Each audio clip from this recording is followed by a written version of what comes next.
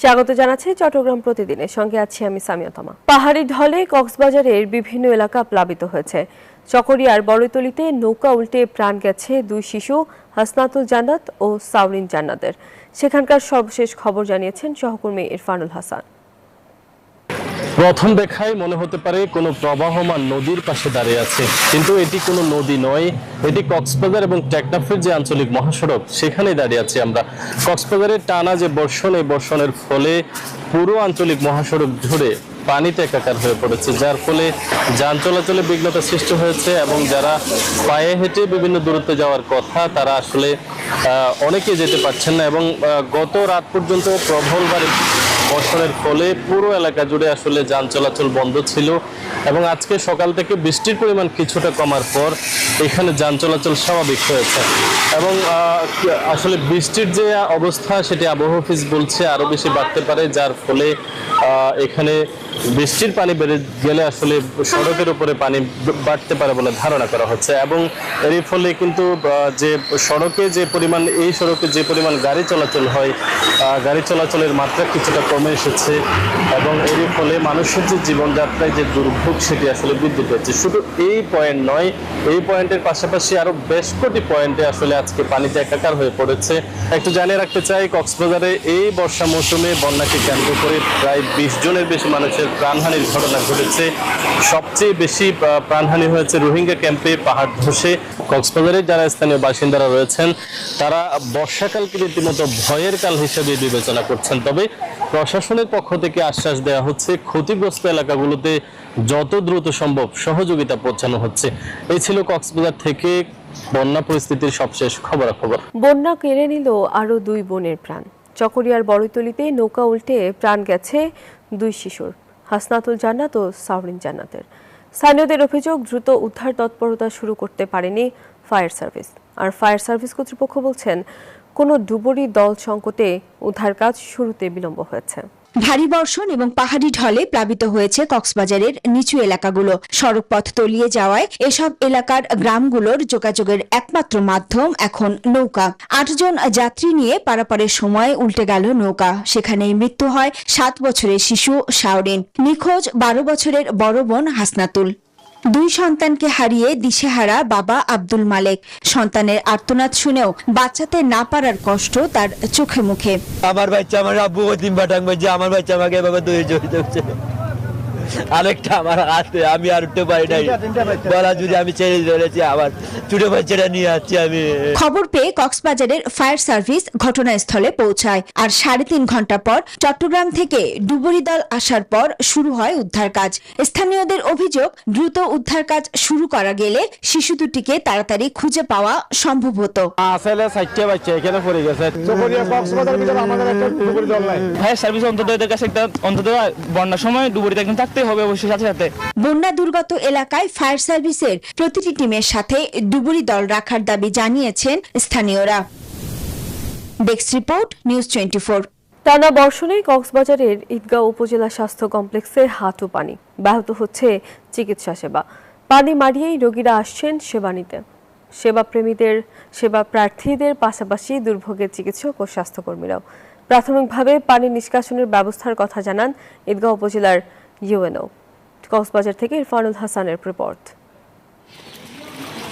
টানা বর্ষণে কক্সবাজার জেলায় সৃষ্টি হয়েছে জলাবদ্ধতা, তৈরিয়েছে সড়ক, পানি ঢুকেছে উপজেলার স্বাস্থ্য কমপ্লেক্সেও। সেই পানি ডিঙিয়েই রোগী আসছেন সেবা নিতে। ঈদগাঁও স্বাস্থ্য কমপ্লেক্সে প্রধান ফটক পেরিয়ে করিডোর, বহির্বিভাগ, জরুরি বিভাগ থেকে শুরু করে বিভিন্ন ওয়ার্ড, সবখানেই হাঁটু সমান পানি। তবে থামেনি হাসপাতালের স্বাভাবিক কার্যক্রম। ভোগান্তি নিয়ে সেবা নিতে আসছেন রোগীরা।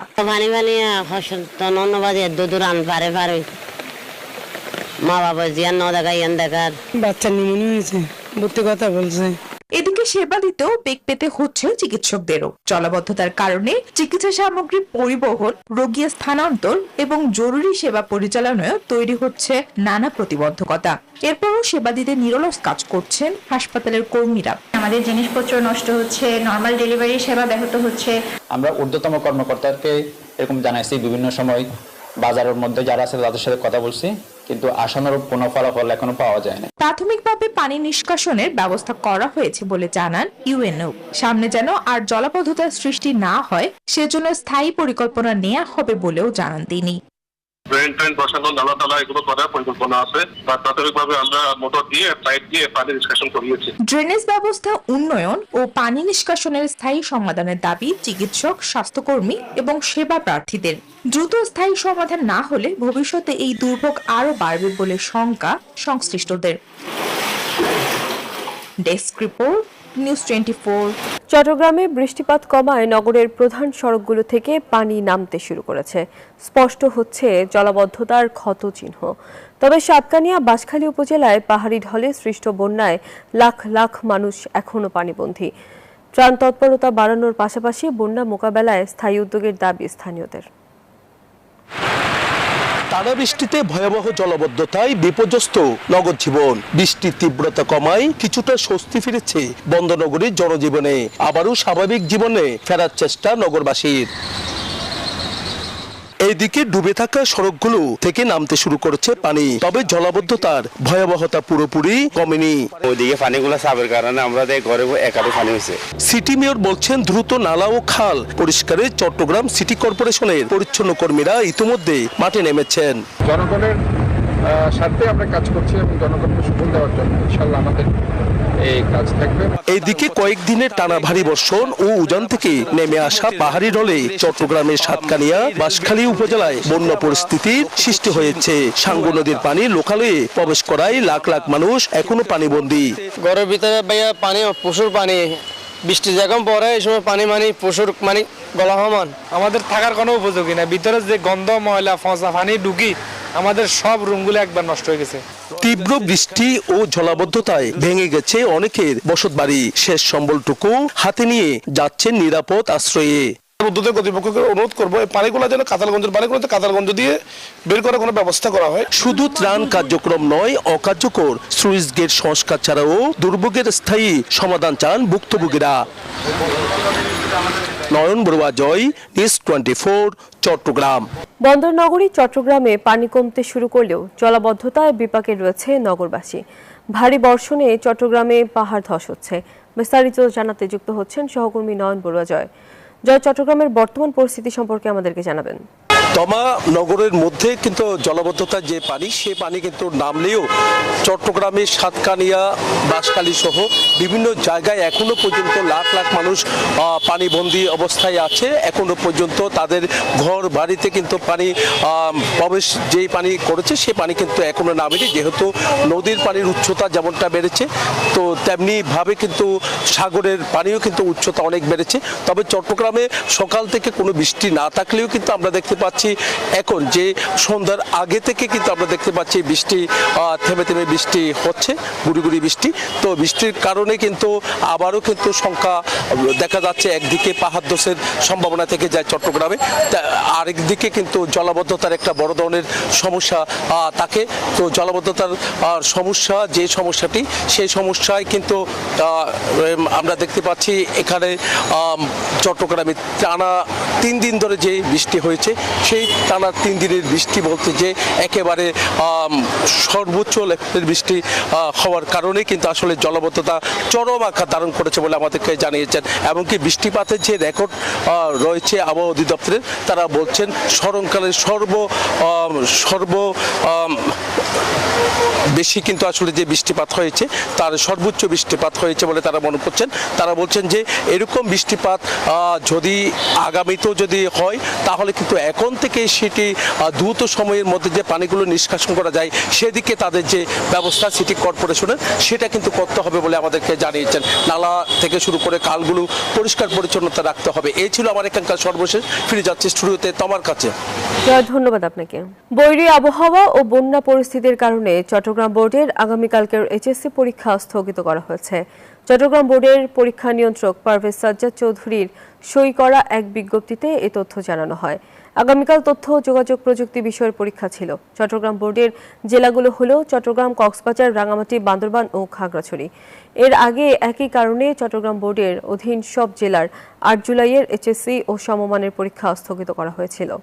চট্টগ্রামের হাটহাজারীতে পুলিশের সোর্স নামে পরিচিত মোহাম্মদ আজম নামের এক দর্জিকে গুলি করার পর কুপিয়ে হত্যা করেছে দুর্বৃত্তরা। শুক্রবার সকালের দিকে উপজেলার মেখল ইউনিয়নের ৮ নম্বর ওয়ার্ডের মেখল গ্রামে এই ঘটনা ঘটে। নিহত ব্যক্তির বাড়ি ঘটনাস্থল থেকে ৫০০ মিটার দূরে। পুলিশ জানায়, সকালে বাড়ির পাশে বিলে জাল দিয়ে মাছ ধরছিলেন মোহাম্মদ আজম। এ সময় কয়েকজন দুর্বৃত্ত প্রথমে আজমের পায়ে গুলি করে, পরে ধারালো অস্ত্র দিয়ে তাকে কুপিয়ে হত্যা করে পালিয়ে যায়। পরে ঘটনাস্থল থেকে আজমের মরদেহ উদ্ধার করে পুলিশ।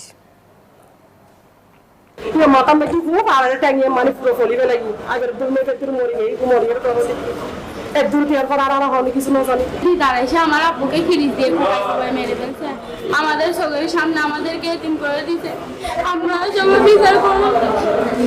চট্টগ্রামের বন্যা দুর্গত এলাকার পরিদর্শন করেছেন বাংলাদেশ জামায়াতে ইসলামীর আমির ও বিরোধী দলীয় নেতা ডাক্তার শফিকুর রহমান। সকালে শাহ আমানত আন্তর্জাতিক বিমানবন্দরে পৌঁছেই তিনি চট্টগ্রামের বাঁশখালী উপজেলার বন্যা কবলিত বিভিন্ন এলাকায় যান।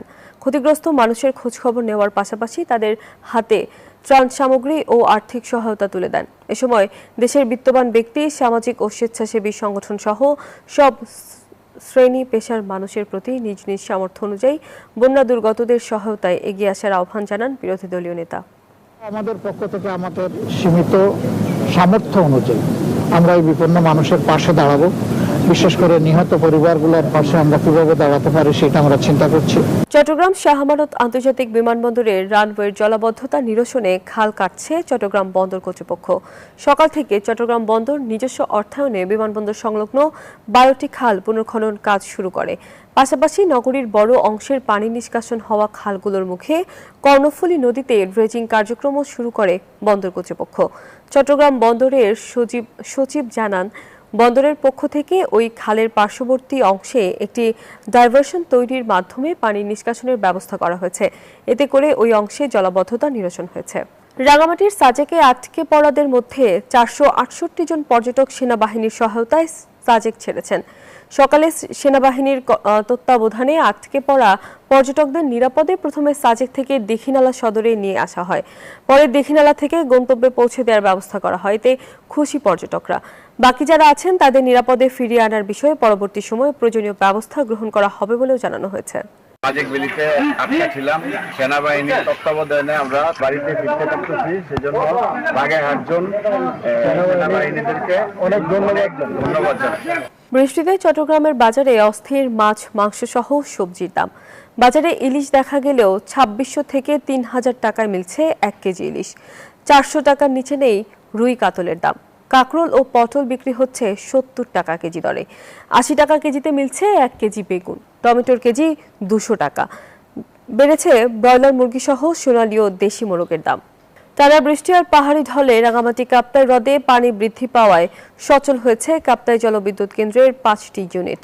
দৈনিক উৎপাদন হচ্ছে প্রায় 178 মেগাওয়াট বিদ্যুৎ।